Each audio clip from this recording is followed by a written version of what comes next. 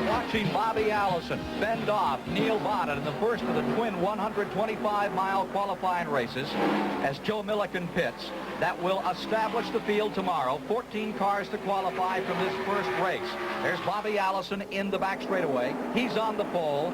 Darrell Waltrip is outside of the front row. Those positions are established, but he's using this race to check this car out. This is the first time this week they've had the chance of a multiple draft, and of course all these drivers are trying really hard. There we see Dale Earnhardt, car number 2, closely followed by Ricky Rudd. This is going to be a very critical year for Ricky Rudd, rookie 3 years ago. Earnhardt in 4th, Rudd in 5th, 5 cars in the first draft. Second place competitor challenging the leader, Neil Bonnet, the younger member of the Alabama gang.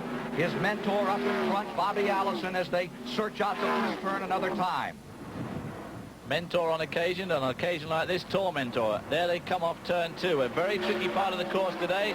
A very strong headwind. They're running into a strong headwind now, and it's definitely making these cars a bit edgy as they come through 1 and 2. The third place car, David Pearson, another winner at Daytona, struggles right in there with these leaders. Better than 190 miles per hour. Allison draws away by about 3 car lengths in that car that has been in such demand this week by the press. The Pontiac Le Mans, which is on the pole, the only car of its kind. Everybody's been talking about it. Bobby Allison's been taking it all pretty calmly. This is another critical year for Bobby Allison. He's been racing for an awful long time in NASCAR, Grand National Racing, and he's never won the national championship. This might be the year for him to do it in that supercar. Bonnet really holding on to that second position. He may be getting ready toward the end of this 50-lap race to take a stab at first. David, in this kind of race, with Bobby Allison already established on the pole, why does he run so hard out here? Well, these guys have had a lot of problems. These are the new downsized cars. They're shorter, they're narrower, and the aerodynamics definitely are not as good as they were on the old cars. So this is the first time these guys have had any sort of a chance to check out the handling of these cars in the multiple draft. And of course, as you all know, drafting is NASCAR racing. The wind is 30 to 40 mile per hour gusts blowing right at them, coming down the back straightaway, and it's moving those cars around like leaves. Well, of course, this is a pretty bad day for these guys. This is the first time they've all raced together, and we've got a very, very strong wind. There we see Don Whittington in car number 93 being shadowed by Cale Yarborough and Kyle Petty. Whittington is in 7th, Yarborough in 8th, Kyle Petty back in 9th. And here we see car number 62 on pit road. This is Rick Wilson of Bartow, Florida. There we see the leader, Bobby Allison. Neil Bonnet right behind him. Right behind him is David Pearson, Dale Earnhardt, and Ricky Rudd. On pit road, bad break for Wilson. Leaders go back into turn number 1. Bobby Allison still up in front, still holding on to first. Neil Bonnet right there in second. And there's that second pack of cars. There you see Johnny Anderson. And right behind him, the yellow car is the Whittington car. Well, Whittington is winding in John Anderson. And then, of course, they'd like to hook up. I'm sure these two guys would like to hook up with Cale Yarborough to catch up with this leading bunch. Anderson is in 6th. Whittington is now in 7th. We're back with the leaders. We are showing you lap number 11 coming out of turn number 4. The pressure really on Bobby Allison, but this is how he likes it. Tremendous speed as they rush back to the 17-degree tri-oval. Allison first, Bonnet second, Pearson still maintaining third. Earnhardt holds on to 4th. Ricky Rudd is in 5th. 4 seconds back to John Anderson, and the battle begins to develop for the 6th position. Another car coming off the pace now. That is Wilson in car number 32, or the 62, who was just out there, has come back on the track and is picking up speed. The leaders seem basically content at the moment to just draft each other around, which quite frankly in this race is the best thing to do. We have a spin at turn 2. Caution coming on the speedway. They're raced back to the flag. Let's see if Bonnet will take a shot. There is caution for turn number 2. The cars are racing back to the flag as they come to the line. It'll be Bobby Allison maintaining Bonnet second, Pearson third, Earnhardt 4th, Ricky Rudd in 5th. And coming across in 6th will be car number 77, Johnny Anderson, followed by Don Whittington and Kyle Petty, and then Cale Yarborough. Well, that car we just saw going down the straight slowly was number 98. That's Johnny Rutherford. who spun. Was he the car that spun, in fact? Johnny Rutherford, one of the great Indianapolis champions, the man who had the fastest car here at Daytona in 1963, a man who went 3,000 feet down this backstretch upside down in 1964, has just had trouble with car number 98 and spun in turn number 2. He's coming around very slowly and has brought out the first caution in the first 125-mile race. The trouble with going upside down is I find it terribly disorientating. Bobby Allison taking his first deep breath. This race's inception. And let's right now take another look in replay at car 98. Well, we see coming into the picture already going backwards is Johnny Rutherford, stuck up on the wall. He's trying to hold it up there. He fails. It comes off the wall. Luckily, there's no following traffic. He hits the apron pretty hard, but the car's drivable, and he sits on his way back to the pits. Johnny Rutherford had a very fast time. And remember, they take 10 cars that have had fast times, and they will make the field as well. So Rutherford may be in it. We'll be back with more from Daytona in a moment. Gillette foamy, thick and rich enough to restrain this rushing. Under green, midpoint of the first Daytona qualifier. Bobby Allison first, Bonnet second, Johnny Anderson third. And there running in fourth is Ricky Rudd, followed closely by David Pearson, Dale Earnhardt, and Don Whittington, hanging in there well for a road racer. Halfway in the event, 14 cars to qualify. Bobby Allison stays out in front. There's John Anderson running in third, making his second Daytona Super Speedway start. In the middle, Neil Bonnet. And there we see Rudd and Earnhardt and David Pearson bringing up the rear. Those three want to try and get hooked up together to try and bring themselves up to these three leaders. Beautiful battle to the lead. The Alabama gang, 1 and 2. Driver formerly out of Massillon, Ohio. Running now in third, John Anderson. There you see Dale Earnhardt in his own battle. Field coming down out of turn number 4. There are the leaders. As you can see, it's not all that far back to Ricky Rudd. And if Pearson and Earnhardt can fix up in a draft, pull themselves up on Ricky Rudd, turn it into a 3-car draft, they could maybe close the gap on the 3 front runners. There's that battle for 5th, being led by Dale Earnhardt with 6th spot belonging to number 16, Pearson, followed by Whittington. Remember, this Johnny Anderson up in front in the 3rd position, number 77, nearly won one of these 125-mile qualifiers last year. He stayed in front most of the way, then had trouble in the last 10 laps, and he nearly won Talladega. A very good driver who cut his teeth on the Midwest. Out in Indiana, Illinois, Iowa short tracks. Moved on to ARCA, came here, ran 3 races, won an ARCA race, knows his way around this 2.5-mile tracks, and now is trying to make his way into Grand National Racing. He's third in number 77. Cale Yarborough. Well, Cale Yarborough hasn't been having a happy race at all. He's been running off the pace. He's been up in the top 10, but that's not the sort of place that Cale Yarborough likes to be. He likes to be up there in the top couple of cars, and he's coming into the pits now. Obviously some problem. He will have to sit on his time and start out back in the Daytona 500 tomorrow. He had a very good time in qualifying. Cale Yarborough at 192.320. Remember, they take 10 fastest who do not make it into the 14 positions from the twin 125-mile races. 28 positions available in these two 125-mile events. Well, we have a report that Cale Yarborough has a flat tire. Here we see him coming into the pits. Yeah, that right rear is flat. You can see it flailing around there. The 1968 and 77 champion having trouble here in the qualifier today. Still has a very good time and should be in that Daytona 500 come tomorrow. 23rd running for over $700,000. Yeah, he turned a lap at over 192 miles an hour in qualifying. Oh, we have trouble in turn number 2. Johnny Anderson flipping the 3rd place car. Has crashed on turn number 2. Anderson's car totally destroyed.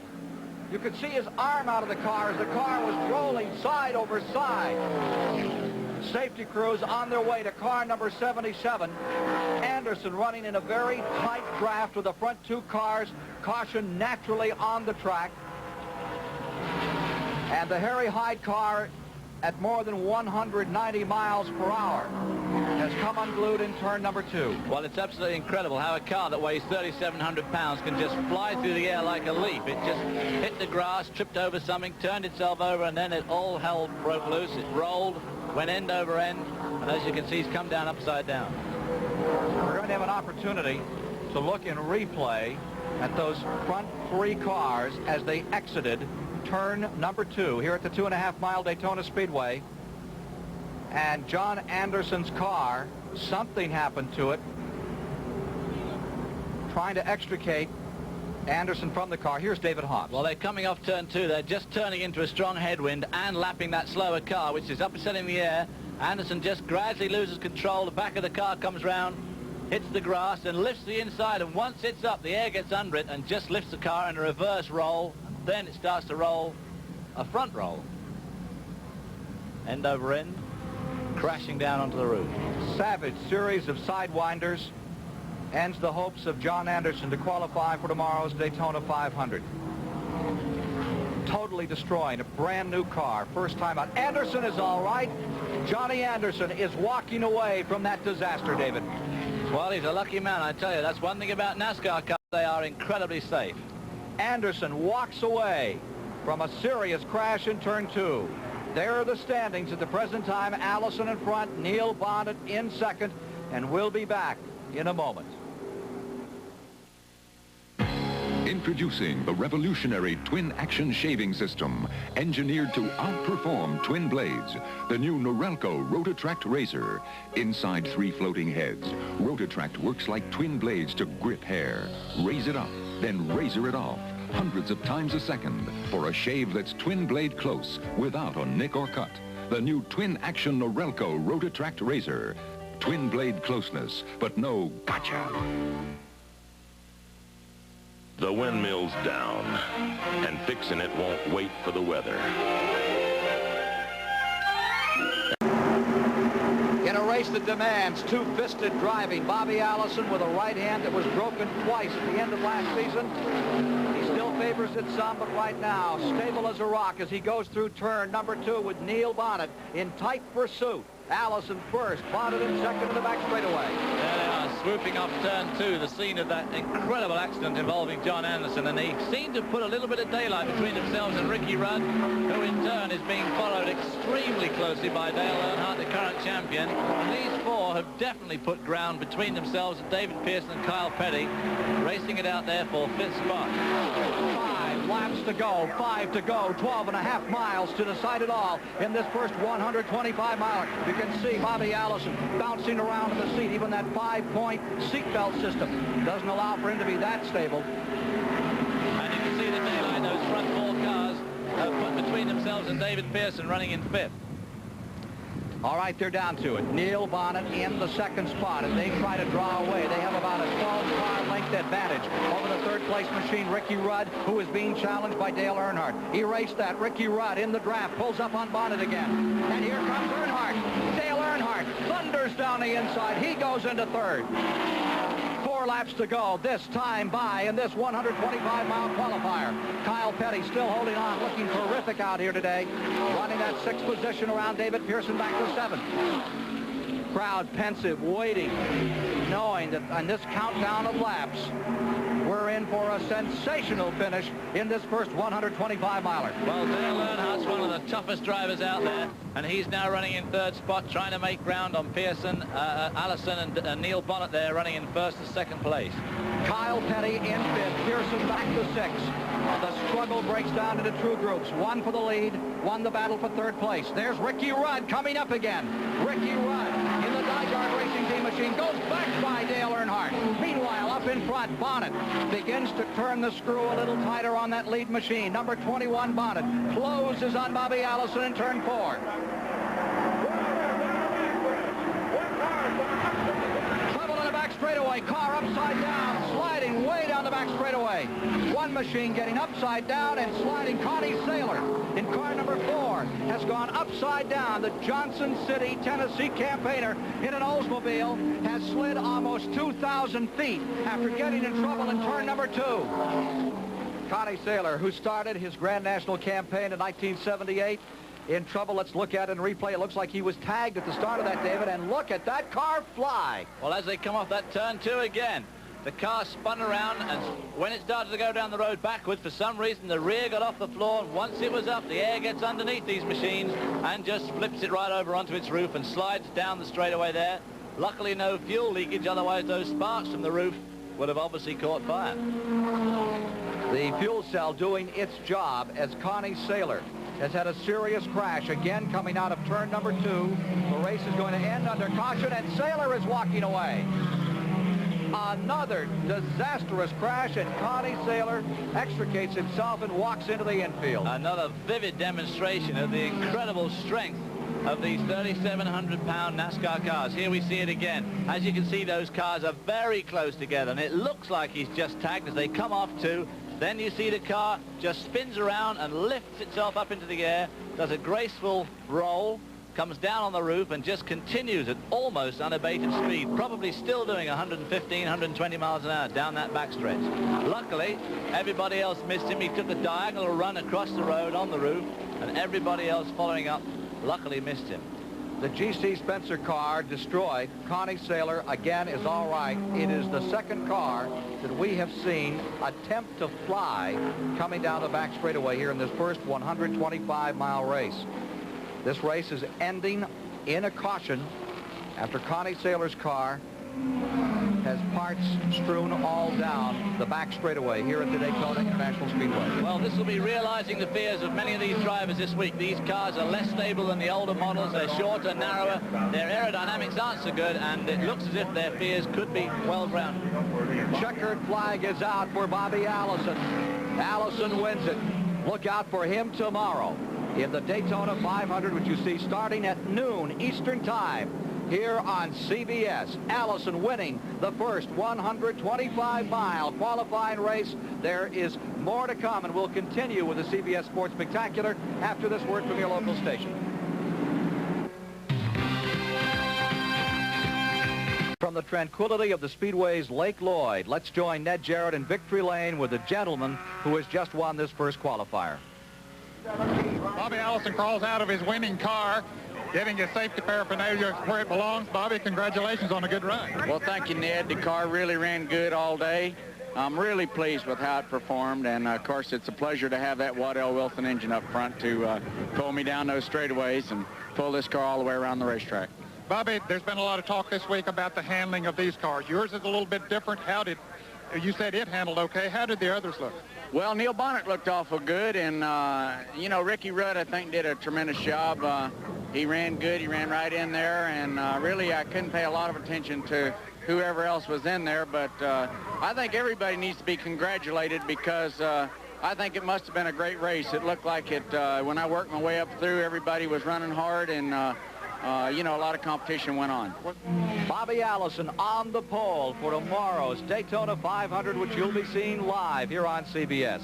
Coming up later today on the Sports Spectacular, the second 125-mile qualifier, starring A.J. Foyt, Buddy Baker, Richard Petty, Darrell Waltrip, Benny Parsons, and a host more. Right now from Daytona, we're going north to Canada, an ice-covered 400-meter oval, and the world's women's speed skating championships in Quebec.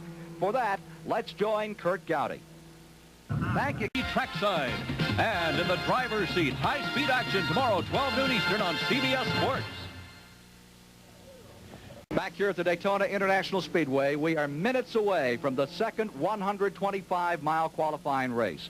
The first race was won by Bobby Allison of Hueytown, Alabama. But the real story was the story of two disastrous wrecks.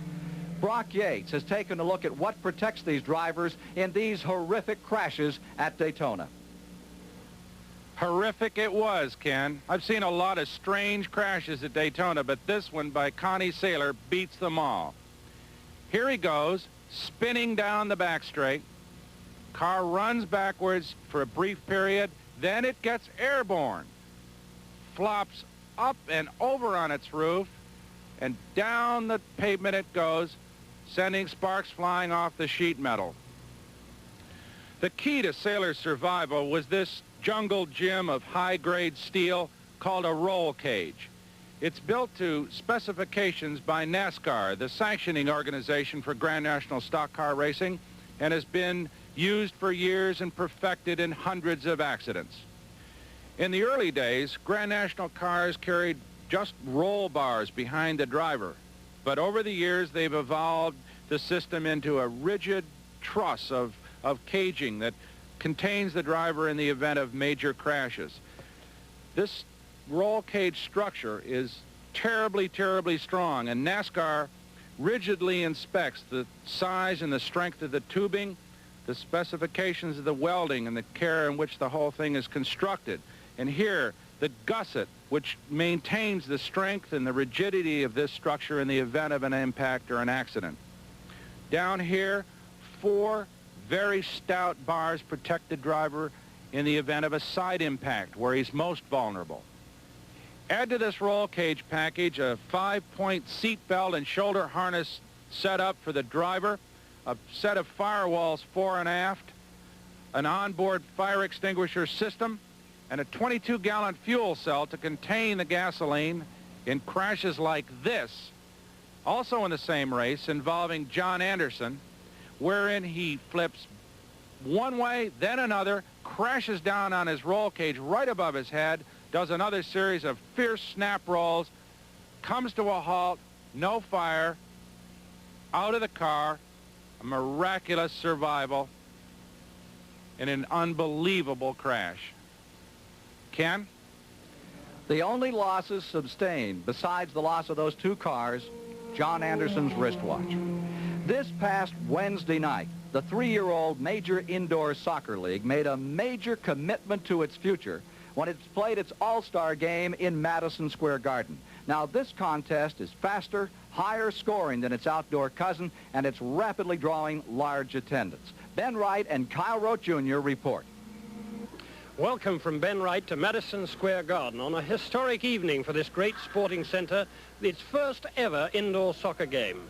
With me is Kyle Rote, who was one of the great Americans early in on the outdoor game. But Kyle, this is a very different kettle of fish. It's totally different, Ben. It really combines elements of several favorite American pastimes, certainly a lot like ice hockey, in that the players can come over the boards and change on the fly. The substitution rule is much more liberalized. You have players who station themselves in the crease because there's not an offsides rule as there is in the outdoor game, which allows for much more goal action. Often the ball is even dumped into the corners as it is in ice hockey. But it also combines elements of basketball in that you have 3-on-2 fast breaks, 2-on-1 fast breaks, give and goes, and in many penalty situations you have high post, low post, and that brings up the other aspect of it, penalty situations. We do have a penalty box, and in indoor soccer, when a foul is committed, often the referee will put that player aside for 2 minutes, let him cool off, and try, really, in the interest of protecting the players. And you even have what the hockey players call a power play. Have power play situations, power play teams, as well as penalty killing units, and when you see a penalty killing unit out there, they'll be running around like people with their heads cut off. Right, let's get to the action. Well, the difference in size between this and the outdoor game is that this field is 2/3 the size, and the goal is 2/3 the size also of the outdoor goal. Only 6 men can be on the field at a time. And also, much like hockey, with the addition of the 6 men, is the use of the boards. And the boards that not only goalkeepers have to worry about, but the players are able to play it off the boards. As we see here, a shot going off the backboard, and for the goalkeeper, it means when the ball goes past him, the action is really just beginning. And, of course, there are 12 teams in the league, Kyle, and most of these players come from St. Louis in the west and New York in the east. The western team dominated by St. Louis defenders, the eastern team dominated by attackers from the New York Arrows. So, in a sense, it's almost the irresistible force against the immovable object. In this furious first quarter action, you see East get on the scoreboard early. Now, Luis Alberto breaks away. He's got a 3-on-2. Breaks deep from his own. Ken Squire here at the Daytona Speedway, where 27 cars are on the track, 14 to qualify in the second 125-miler, then 10 fast cars that have not made the field, plus the front row, giving us at least 40 cars for tomorrow's Daytona 500. And there's Cecil Gordon in trouble already. Not a very good omen for him, as he had a very slow qualifying time. Field preparing for the second 125-mile qualifying race with Darrell Waltrip, who has won 3 125-milers in the past 5 years on the point. Beside him is Harry Gant in the Race Hill Farms car from Connecticut, the Dick Beattie car. Harry Gant, much in the style of the late giant Bobby Isaac. This team from up New England way has had outstanding finishes, but yet to score their first win. Number 47 outside of the front row. Then in row 2, a man who has scored 2 125-mile victories. In car number 1, the defending Daytona 500-mile champion, Buddy Baker, who won last year for the Rainier team with car 28. Terry Labonte, who will carry our CBS camera in tomorrow's running of the 500, will start 4th. Then comes A.J. Foyt, the man who won it all here in 1972. And beside him, is the 6-time winner. Mr. Daytona 500, Richard Petty, starts on the outside of row 3. Then it's Lenny Pond and Benny Parsons, who won here back in '75. Bill Elliott and Jeff Bodine. Buddy Arrington and Don Sprouse. Lake Speed has had trouble with his car. And Tom Sneva, the man who started 33rd and wound up 2nd in Indianapolis last year. Dick May and Harry Dinwiddie. Elliott Forbes Robinson, the Can-Am drivers, they come down. And Stan Berry in the Hal Needham car. Jimmy Means and Richard Childress. Tommy Gale and H.B. Bailey. Tim Richmond and H.B. Bailey. Or Jason McDuffie. The field is underway. Hurtley into turn number 1. And they stack them 5 deep in the back, David, as they get underway. Well, they sure are 5 deep. One guy scraping down the road and the other guy on the flat in the infield. They're sorting themselves out as they go into turn 1, and there we have the front row still side by side. Darrell Waltrip in his new livery at number 11. And alongside him, Harry Gant, and there's Buddy Baker coming down the inside in car number 1. 3 deep. 4 of Reese. On the move, A.J. Foyt. Going down the inside into 3rd. Super Tex. A.J. Foyt into 3rd. 1972 Daytona 500-mile champion. Foyt goes up on the outside to wrestle with Darrell Waltrip and try to move around Buddy Baker. Baker on the inside, nose to nose at the end of lap number 1. It'll be Buddy Baker out in front. Baker leading. Oh, Waltrip in 2nd. And look at this sandwich. Labonte tries to get in there. Absolutely side by side as they went out of the tri-oval, just touching each other and just scraping the wall there, I think, was Darrell in number 11. Waltrip on the outside, hangs in. A.J. Foyt stays right with him. Labonte comes back on the inside and tries to move up some ground. Number 24, Cecil Gordon, pulls on pit road. Field coming around to complete lap number 2. Won the fastest 500-mile race in history 1 year ago here on this 2.5-mile high bank track. Buddy Baker is in front, but here comes Waltrip down the inside. Waltrip goes down in front. Darrell Waltrip of Franklin, Tennessee, now your leader. He's never won the Daytona 500. He'll sure be trying tomorrow. Now A.J. Foyt presses on the inside, but Baker drives away. Baker back into 2nd. Number 24, Cecil Gordon with problems, overheating. A.J. Foyt putting on a heck of a display here, running in 3rd spot as Buddy Baker pulls out, and A.J. Foyt pulls out to try and get by both the leaders. And Buddy Baker pulls A.J. Foyt down alongside Darrell Waltrip, but not this time. Waltrip fights off Foyt, but lets Baker through, and it is Foyt falling back as Harry Gant goes to 3rd. Foyt falls to 4th, and moving up on the outside is car number 15. Slicing his way through, Benny Parsons, his new colors for Bud Moore. Last time that 50 went to victory lane here was with Bobby Allison at the controls for Bud Moore. Back there in 7th place is Richard Petty, running his usual high line around the banking as Buddy Baker again leads this race. They come up turn 2, which is proving to be notoriously difficult today because of the strong wind blowing up the straight, upsetting these cars. They come down off that high bank turn 2. Waltrip back in front, Gant into 2nd. Here comes Benny Parsons into 3rd, falling to 4th. His car number 1. Buddy Baker back to 4th. A.J. Foyt is in 5th. Benny Parsons also driving a Ford like Neil Bonnet. And we've seen that these Fords, in fact, seem to draft pretty well against these GM products with the new downsized cars. Waltrip. Harry Gant. Oh, and a crash there. Number 49. Dinwiddie. Harry Dinwiddie slams the wall. Bouncing back into the track, but luckily he was running at the tail of the field and there's no one to follow him up. Harry Dinwiddie trying to get it under control and brings it down. Dinwiddie in big trouble as he came out of the 4th turn. They are under caution. That is a really bad place to have trouble because that's one of the places where the wall comes at right angle to the track, and if you hit it very, very hard. 2 drivers in practice out here crashed in that same turn. Stan Barrett crashed at 190 miles per hour in the Hal Needham Burt Reynolds car in practice, and earlier one of the Richard Childress cars crashed in the same place and just demolished the machines. Well, these guys are all racing for the field, for the flag. This is one of the inequities of NASCAR racing. These guys have got to race past the crash to take the flag. Baker will take the flag. Waltrip will be 2nd, Parsons 3rd, Gant 4th, Labonte 5th, Petty 6th, A.J. Foyt 7th, and across the line in 8th was Tom Sneva. Back Knoxville, Tennessee. Terry Dinwiddie still in his automobile. Look and replay at what happened here. Well, he comes off the turn there, turn 4, slides across those service roads, lifts off the road there, slams into that retaining wall, which is governing that part of the pits in the field hospital, bounces back across pit entry, up onto the track, swings round again, and slides back down into the infield. As I said, luckily no one was following him, so he had a pretty clear run. Misfortune has followed Dinwiddie. He made his first effort in Grand National Racing, Riverside, California, failed to qualify, and now has been injured here in this 125-mile qualifier. 14 laps remaining in the second 125-mile qualifier with the lead ping-ponging among 7 drivers. Terry Dinwiddie reported to the field hospital as all right. The Grandmaster moves in, the 6th-time Daytona champion. 1962, when Fireball Roberts won this race, some kid named Richard Petty was in 2nd place. Here he is out in front now by 3 car lengths in this 125-mile qualifier. And from the grandstand, as the folks in the chairs are watching today, here comes Petty. And they're up. Highly respected, sincerely loved by racing enthusiasts throughout America. Petty is back in front.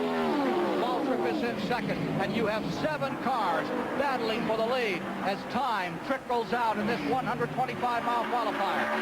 Richard Petty looks like he wants to pull away. I don't believe he can do it, David. Well, I find it hard to believe he can, but the strength that Darrell Walsh has been showing, and of course Darrell flexing his muscles again as he takes Richard Petty and retakes the lead going into 3. That's the favorite place to pass today. So the end of that back straight, they're into a headwind, and that's where the draft is going to work best of all, when they pull out and slingshot by. What a sensational finish we are building for. 12 laps to go when they come by. There's Dale Inman, Richard Petty's first cousin. Richard Petty's brother Maurice on the day of this 125 is back at level cross, still putting engines together for tomorrow's 500, just in case they needed one after today. Third is Buddy Baker. The speed just fantastic, the driving incredible in these brand new, shorter, narrower, but same weight automobiles. Saw a year ago as far as weight. Here's Baker down the inside. Buddy Baker pressing, goes into 2nd place. An unrelenting Baker who will be trying for his 2nd straight Daytona 500 victory after trying from 1961 on to win this race. Waltrip in first, Baker in 2nd, Petty on the high side through the trioval. Back to turn 1.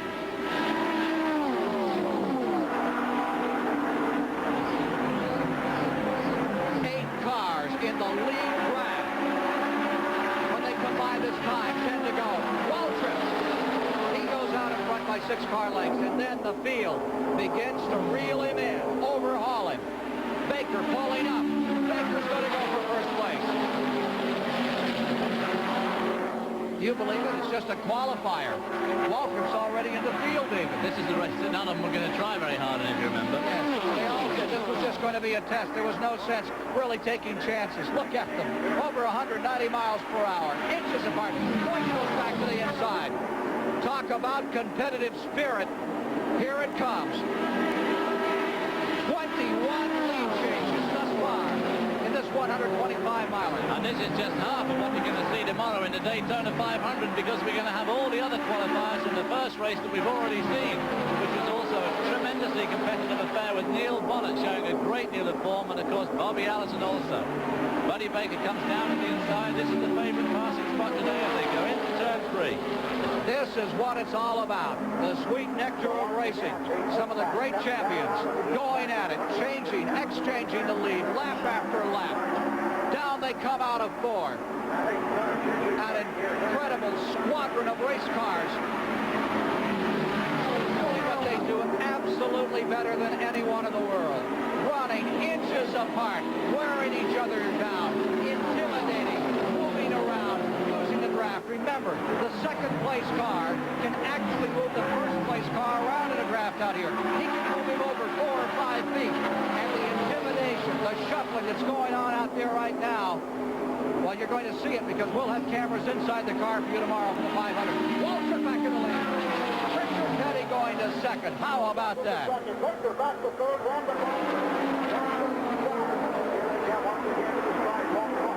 Then Benny Parsons back there in fourth spot, but I certainly wouldn't discount him with 9 laps to go. Benny Parsons showed a lot of form early on in this race, and he could be just biding his time. And right behind him is Richard Petty, then Terry Labonte in number 44.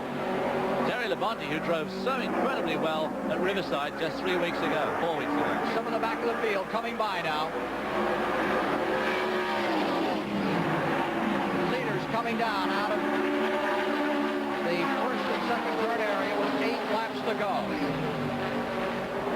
Richard Petty still there. Always asleep for him. When asked the other day why he didn't show more speed here, more pole positions, he said, well, he reckoned he just lulled some of them off to sleep, and then he was always there at the end. Not ever a strong qualifier. Pole positions are not the forte of Richard Petty. Wins are where he's at. Here he comes, up on the outside. He's taking a shot at the leader, Waltrip, in the one spot he likes the best. He loves to pass the tri-oval, and most people, they carry a shadow about that area. It's a very foreboding part of the track. One of Petty's favorites. I noticed that with that strong headwind down the back straight, there's very little side-by-side motoring in turns 1 and 2. If they're going to go side-by-side, they seem to prefer it as they're coming into 3 now, into 3 and 4. They seem to be prepared to go side-by-side, and that's all part of these new, slightly nervous, twitchy cars. And, of course, they're practicing for tomorrow. And Darrell Waltrip has said already that he's worried about the people having stamina. These cars are difficult to control. They're going to have to work very hard tomorrow. And he's worried that some of the slower guys are going to find it very hard work for 500 miles. I think he's worried he's going to find it hard work himself for 500 miles. 6 laps to go. Count on toward the finish. Petty had the lead briefly. Waltrip has taken it back. 5 laps to go this time. Trouble in turn number 1. A car out of control. Sliding down into the first turn.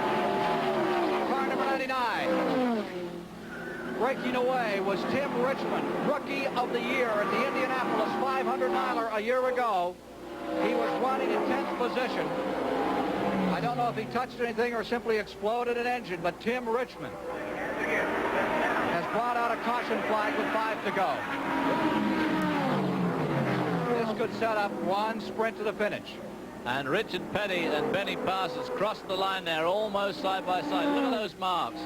They're racing back to the flag. Nearly 1,000 feet long. As Tim Richmond got away from that very, very luckily. Some of the accidents we've seen today, and here we see him breaking loose. Leaders have raced through. They have come under the flag and are now slowed down to the back straightaway. Richmond just lost control coming through the tri-oval. Slid down out of the tri-oval, across the apron, down as if he was going to go onto the road course and across the grass. Truly the longest walk in sport, this time for Tim Richmond. We'll be back with a finish. It'll be a one-lap sprint of the second 125-mile qualifying race at Daytona in a moment.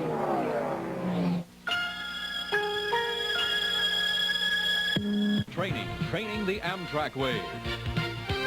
The CBS Sports. The Daytona 500 live on CBS Sports Sunday, February the 15th. Don't you miss it. See Darrell Waltrip and all the top drivers tomorrow, 12 Eastern on CBS Sports. Getting ready for one finish that may demand widescreen coverage, David. Well, they'll probably be running about 5 cars wide. Pace cars coming in. Green is about to go out. This is it. 1 lap to go. They finish the 49th. Move into the 50th. Waltrip pulling away. Petty gets a very smooth start. Parsons in third. Going fourth is Baker. Boyd is in fifth. Labonte jumps to the inside. Labonte trying to pick up some spots as they hurdle down into turn number 1. Waltrip pulling away. Here comes Parsons down the inside. Petty falling to third. Baker in fourth. A.J. Foyt and Terry Labonte, the Texans, side by side as they go down their back straight. And look at that. Labonte sliding up into 4th spot. Photo finish camera is in position. Here they come for the finish. Petty on the high side. Benny Parsons is out in front. This is it. Racing from the World Center of speed down the line, throwing a block is Parsons. He tries to hold off Baker. They're coming across. Waltrip does it on the inside.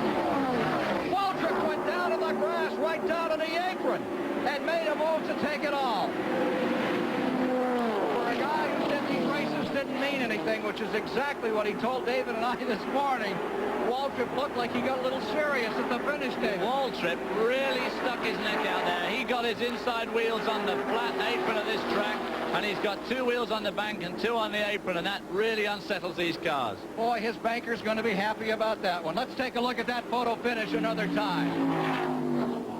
Now you see them coming in.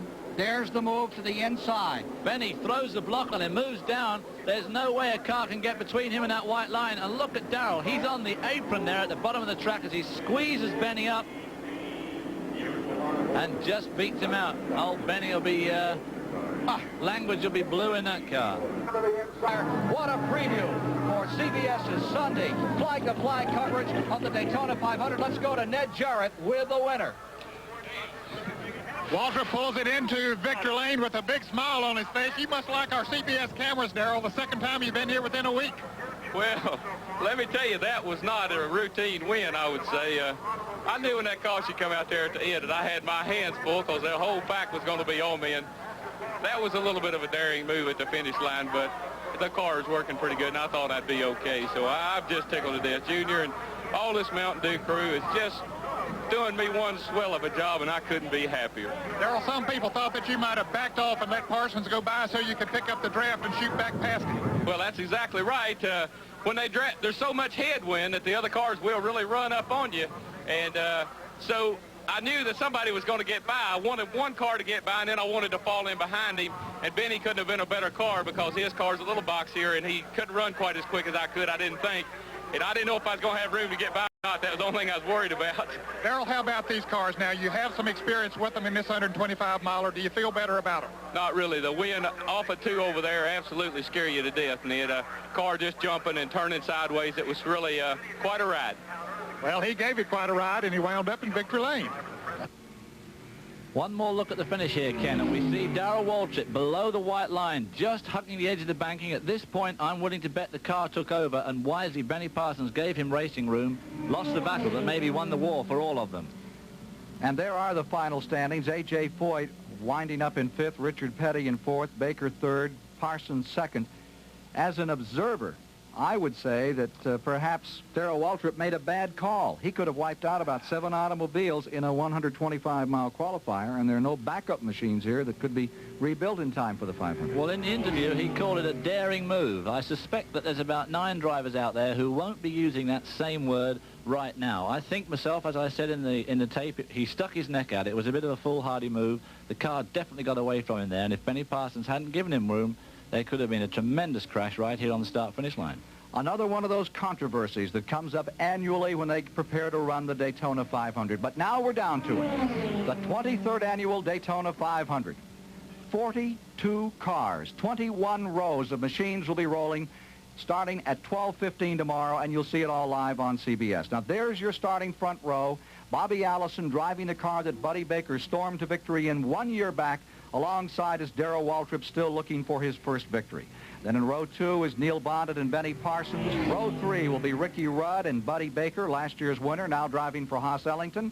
Coming to row 4 is Dale Earnhardt, the young national champion, and the 6-time champion Richard Petty. Row 5 is the Silver Fox, David Pearson, and flanking him, the 1972 champion A.J. Foyt.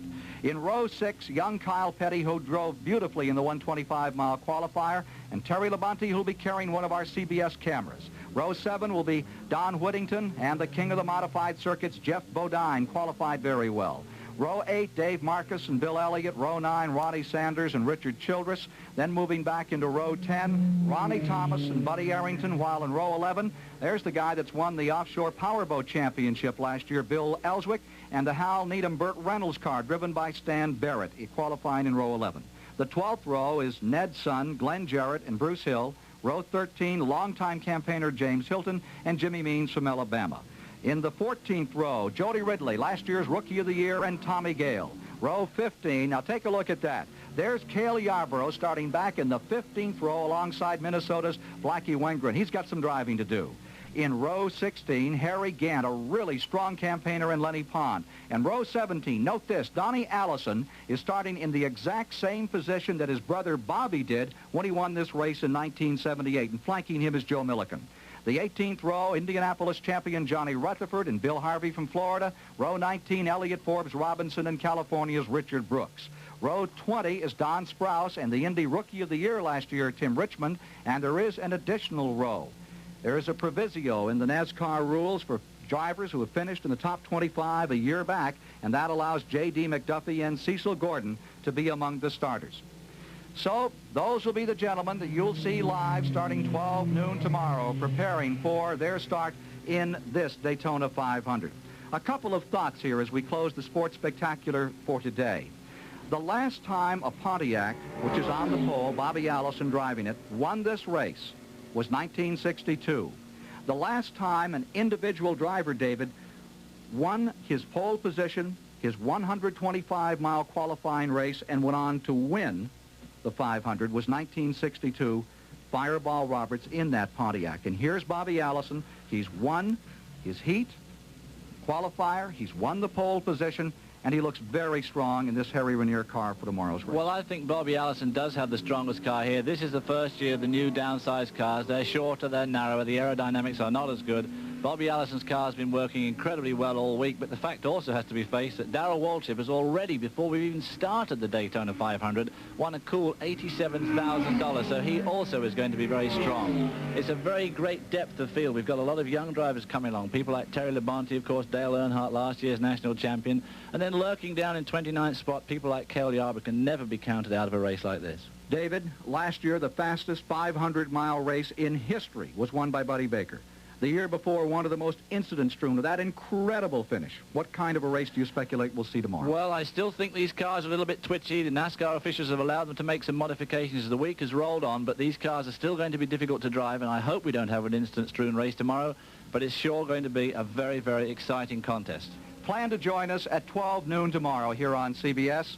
For David Hobbs and Brock Yates and Ned Jarrett, I'm Ken Squire, and that's this Saturday's CBS Sports Spectacular. The CBS Sports Spectacular is sponsored by Sheraton Hotels and Inns Worldwide, the hotel company of the 80s. Michelob Light, an exceptional light beer with a rich, smooth taste. And by Amtrak, America is getting into training the Amtrak way. The CBS Sports Spectacular is a presentation of CBS Sports.